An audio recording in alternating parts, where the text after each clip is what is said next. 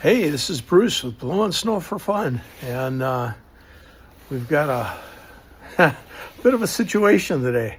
We're supposed to get 2 to 3 inches of snow. This is March 16th, and the low pressure system shifted south 40 miles. And so last night we were under a blizzard warning all night long. We got about 10 inches of snow out here, and I gotta get to a doctor's appointment, so I gotta clear out the end of the driveway. I got some neighbors to help, so join me. It's powdery on the top, but it's wet on the bottom because it rained all day yesterday. It was 45 degrees, and right now it's about 20 out. The wind's blowing about 45 miles an hour, so it feels like I don't know, like somewhere between 10 and 0, depending on how hard the wind is blowing.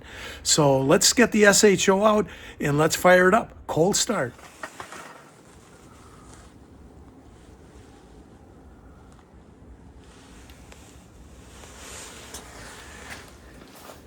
Gotta tell you, I had to get the shovel out, and there's about an eighth of an inch of ice on everything from when it was raining last night. It all froze. So just to answer those people that are going to ask me, why wasn't your machine getting all the way down to the pavement? Well, that's because there ain't no way you're going to get down to the pavement without a bulldozer today. So let's see what the SHO will do.